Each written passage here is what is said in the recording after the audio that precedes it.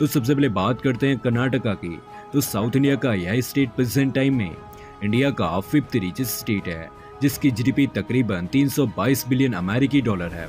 कर्नाटक अपनी जीडीपी को 13% की जीडीपी ग्रोथ रेट से 17% करके $1 ट्रिलियन तक पहुंचाना चाहता है। कंट्री है वैसे तो अगर देखा जाए कि इंडिया अगर 2032 तक उन तक पहुंचता है, लेकिन ये भी देखें कि वो 2032 तक कहां पहुंच जाएंगे। अस्सलाम वालेकुम गाइस, दोस्तों आज की वीडियो हम देखें कि इंडिया का कंपैरिजन जीडीपी का और इकॉनमी का। जैसा कि आप जानते हैं कि इंडिया पिछले 20 सालों से काफ़ी ग्रो कर रहा है, लेकिन क्या वो किसी कंट्री के साथ कंपेयर भी किया जा सकता है कि इनकी इकॉनमी ज़्यादा है, जीडीपी बढ़ रही है या फिर कम हो रही है? तो आइए देखते हैं आज के इस वीडियो में। Let's go. दोस्तों, जब भी हम इंडियन स्टेट्स की इकोनॉमी को कंपेयर करते हैं चाइना, अमेरिका एंड जापान जैसे कंट्रीज के स्टेट्स या फिर प्रोविंसेस की इकोनॉमी के साथ में, तो हमारे इंडियन स्टेट्स का इन डेवलप्ड कंट्रीज के स्टेट्स की इकोनॉमी के सामने कोई कंपैरिजन ही नहीं बैठता। फॉर एग्जाम्पल, इंडिया के सबसे वेल्थीस्ट स्टेट यानी महाराष्ट्र को ही उठा लें और इसकी इकोनॉमी को कंपेयर करें चाइना, अमेरिका एंड जापान के सबसे वेल्थीस्ट स्टेट्स की इकोनॉमी के साथ में, तो रिजल्ट कुछ ऐसा देखने को मिलता है। जहां इंडियन स्टेट महाराष्ट्र की जीडीपी है $523 बिलियन की, वहीं अमेरिका के सबसे रिचेस्ट स्टेट यानी कैलिफोर्निया की जीडीपी $3.8 ट्रिलियन की है। चाइना के ग्वांगडोंग की जीडीपी $2.1 ट्रिलियन की एंड जापान के कैंटो रीजन की जीडीपी लगभग $2 ट्रिलियन की है। दोस्तों, यहाँ से आप डिफरेंस को क्लियरली देख सकते हैं। आखिर कितना ज्यादा डिफरेंस है इंडिया के वेल्थीस्ट स्टेट एंड इन सभी कंट्रीज के वेल्थीस्ट स्टेट्स की इकोनॉमी में। इतना ही नहीं दोस्तों, ऐसा डिफरेंस फर्दर इंडियन स्टेट्स और इन कंट्रीज के दूसरे सब डिवीजन की इकोनॉमी में भी आपको देखने को मिलेगा। तो सवाल यह उठता है कि आखिर कब हमारे इंडियन स्टेट्स $1 ट्रिलियन की इकोनॉमी को टच करेंगे और कौन से स्टेट सबसे पहले $1 ट्रिलियन की इकोनॉमी बनेंगे। तो गाइस, आज के इस वीडियो में हम बस यही देखेंगे कि क्या हमारे इंडियन स्टेट्स $1 ट्रिलियन की इकोनॉमी को टच भी कर पाएंगे या फिर नहीं। अगर हाँ तो कैसे, सब कुछ जानेंगे डिटेल में, इसलिए इस वीडियो को कंप्लीट वॉच करना। चैनल पर न्यू व्यूअर हो तो चैनल को सब्सक्राइब भी जरूर करना। तो शुरू करते हैं आज का यह वीडियो। तो इंडिया में currently 28 states and 8 union territories हैं, जो कि इंडिया की $4 ट्रिलियन की नॉमिनल एंड $13.1 ट्रिलियन की जीडीपी पीपीपी को फॉर्म करते हैं। इंडियन स्टेट्स की पॉपुलेशन काफी ज्यादा है, लेकिन वहीं इकोनॉमी को देखा जाए तो बहुत ही कम। लेकिन पॉपुलेशन तो चाइनीज प्रोविंसेस की भी ज्यादा है, तो फिर चाइनीज प्रोविंसेस की जीडीपी इंडियन स्टेट्स की जीडीपी से ज्यादा क्यों है? तो दोस्तों, इसका सिंपल रीजन है economic policies, infrastructure development, education, industrialisation and governance. But इनमें भी सबसे बड़ा रीजन है skilled and educated labour force.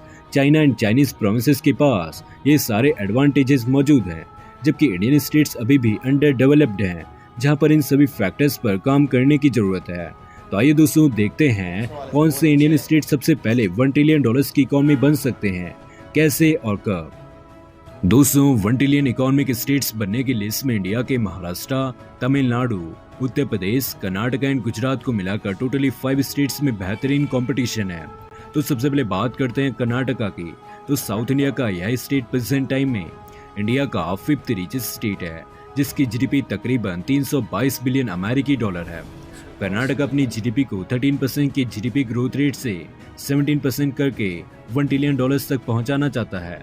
लेकिन यह उतना आसान भी नहीं, क्योंकि कर्नाटका में अभी भी infrastructure development, industrial diversification, skill development and education, agriculture modernisation and tourism sector में और ज़्यादा काम करने की आवश्यकता है। कर्नाटका कोस्टल लॉजिस्टिक में काफ़ी बेहतरीन है एंड इसके पास दुनिया भर में 3rd highest number of startups हैं। बट $1 ट्रिलियन की इकोनॉमी बनने में कर्नाटका के सामने काफ़ी चैलेंजेस एंड अपॉर्चुनिटीज हैं, इसलिए सभी सेक्टर्स को समान रूप से अपना योगदान देकर $1 ट्रिलियन की इकोनॉमी बनानी होगी। दोस्तों, एक रिपोर्ट के अकॉर्डिंग कर्नाटका में नेक्स्ट 10 ईयर्स में 152 लाख करोड़ के कम्युलेटिव इन्वेस्टमेंट करने की आवश्यकता है, जिसमें लगभग 23 लाख करोड़ रुपए गवर्नमेंट से remaining 107 lakh crore private sector से आने की उम्मीद है। इससे फायदा यह होगा कि कर्नाटका 2026 एंड 27 तक $500 बिलियन की एंड 2032 तक $1 ट्रिलियन की इकोनॉमी को अचीव कर लेगा। दोस्तों, नेक्स्ट है गुजरात, जो कि करंटली इंडिया का 4th highest GDP producing state है। इसकी जीडीपी $340 बिलियन की है। गुजरात में कई तरह के मेगा प्रोजेक्ट्स जैसे dream city, gift city, Dholera SIR and Ahmedabad Mumbai bullet train etcetera में रैपिडली वर्क चल रहा है, जो कि आने वाले सालों में गुजरात की रूपरेखा को बदल कर रख देंगे।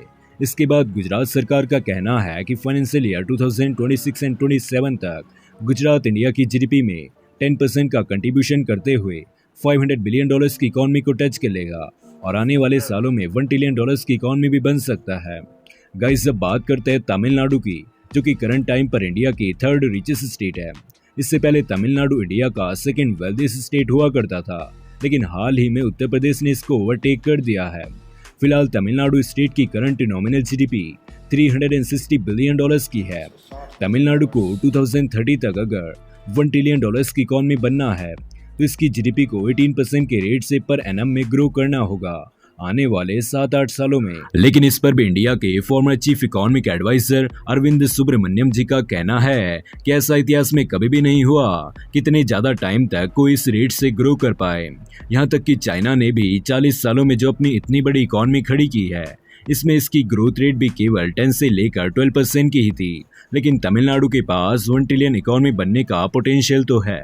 साथ ही अरविंद जी का यह कहना भी है कि इंडिया ने सर्विस सेक्टर के लिए मैन्युफैक्चरिंग सेक्टर को स्किप किया है, जो कि इसकी सबसे बड़ी गलती थी। जबकि दूसरी तरफ चाइना, जिसने मैन्युफैक्चरिंग सेक्टर पर काम किया है, दुनिया में मैन्युफैक्चरिंग सेक्टर का 40% पार्ट रखता है, जबकि इंडिया का कंट्रीब्यूशन इस फील्ड में केवल 4% का ही है। देर में ही सही, लेकिन तमिलनाडु भी इंडिया का मैन्युफैक्चरिंग हब बनेगा। अगर मैन्युफैक्चरिंग सेक्टर में तमिलनाडु अच्छा खासा काम करता है तो यहाँ पर आपको GDP में एक बड़ी इंक्रीमेंट देखने को मिलेगी। साथ ही तमिलनाडु टूरिज्म भी यहाँ का बढ़िया इकोनॉमिक बूस्टर बन सकता है। तमिलनाडु को $1 ट्रिलियन की इकोनॉमी बनने के लिए highly educated youth and government support की जरूरत है, बट ये भी काफी challenging and time taking process होने वाली है। तो वेट करते हैं गाइस 2030 का। नाउ गाइस, अब इंडिया के सेकंड वेल्थीस्ट स्टेट यानी बात करते हैं उत्तर प्रदेश की। तो गाइस, यह स्टेट भी $1 ट्रिलियन की इकोनॉमी बनने का दावेदार है, जिसकी मौजूदा GDP $384 बिलियन की है और इसका सपना 2027 एंड 28 तक $1 ट्रिलियन की GDP बनने का है। उत्तर प्रदेश के डेवलपमेंट के लिए यहाँ पर सरकार ने 14,000 प्रोजेक्ट्स को प्लान किया है, जिन पर लगभग 10 लाख करोड़ का इन्वेस्टमेंट आएगा। गाइस, उत्तर प्रदेश को $1 ट्रिलियन की इकोनॉमी बनाने के लिए इसके 75 डिस्ट्रिक्ट्स को मिलकर काम करना पड़ेगा। बीते सालों में यहाँ पर sugar cane and horticulture crop production में भी एसेंशियल ग्रोथ देखी गई है। उत्तर प्रदेश को आगे भी क्रॉप डाइवर्सिफिकेशन को और ज्यादा एनहांस करना पड़ेगा। UP milk and egg production में भी इंडिया के टॉप स्टेट्स में से एक है। साथ ही UP transport, real estate, communication, professional and public service में भी रैपिडली ग्रो कर रहा है। इसके अलावा तमिलनाडु के जैसे टूरिज्म यहाँ की इकोनॉमी का भी मेन पिलर है। तो गाइस, आइए महाराष्ट्र की बात करते हैं। तो $523 बिलियन की GDP इन 2024 के साथ महाराष्ट्र इंडिया का सबसे वेल्थीस्ट स्टेट है और कई सारे इकोनॉमिक एडवाइजर का अंदाजा है कि 2027 एंड 28 तक महाराष्ट्र इंडिया का 1 ट्रिलियन या फिर इससे ज्यादा की इकोनॉमी वाला पहला स्टेट होगा। लेकिन कंडीशन है कि आने वाले कुछ सालों में महाराष्ट्र को 17 या फिर 18% के ग्रोथ रेट से ग्रो करना होगा, जो कि काफी चैलेंजिंग है। $1 ट्रिलियन की इकोनॉमी पाने के लिए महाराष्ट्र को agriculture, real estate and tourism पर फोकस करना होगा। महाराष्ट्र के सभी डिस्ट्रिक्ट्स को अपना सिग्निफिकेंट रोल प्ले करना पड़ेगा, क्योंकि यहाँ पर 36 में से 7 डिस्ट्रिक्ट्स ही मेनली यहाँ की 55 से लेकर 60% की इकोनॉमी को जनरेट करते हैं। लेकिन और डिस्ट्रिक्ट्स को भी आगे आने की जरूरत है।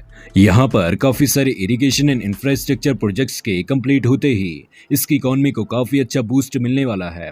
तो दोस्तों, आप इंडिया के किस स्टेट से हो और आप जी गाइस, आपने देखा कि इंडिया का कंपैरिजन भाई बड़े कंट्री के साथ नहीं किया जा सकता, क्योंकि वो एक डेवलप कंट्री है। वैसे तो अगर देखा जाए कि इंडिया अगर 2032 तक उन तक पहुंचता है, लेकिन ये भी देखें कि वो 2032 तक कहाँ पहुंच जाएंगे, लेकिन वो अभी ट्रिलियन में, ये अभी बिलियन में, ये अभी बिलियन में, वो ट्रिलियन में है, तो वो और ज़्यादा आगे पहुंच जाएंगे। क्योंकि वो पाकिस्तान, इंडिया, चाइना तो खैर उसमें ही आता है, तो वो बहुत तेज़ी से ग्रो कर रहे हैं। आप देखें कि चाइना पाकिस्तान से 1 साल बाद आज़ाद हुआ, लेकिन उन्होंने 50 साल के अंदर इतनी ज़्यादा ग्रोथ पकड़ी है कि जितनी किसी कंट्री ने नहीं पकड़ी।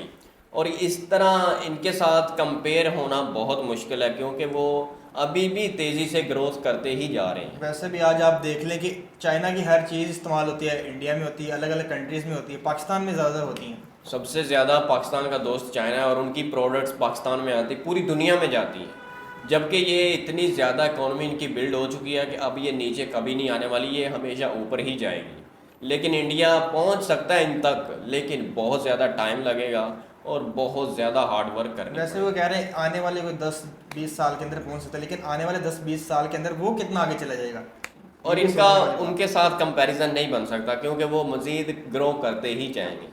तो इस बारे में आप क्या राय रखते हैं वो कमेंट में ज़रूर बताइए। तो फिर मिलते हैं नेक्स्ट वीडियो में, तब तक के लिए अल्लाह अल्लाह हाफिज़। हाफिज़।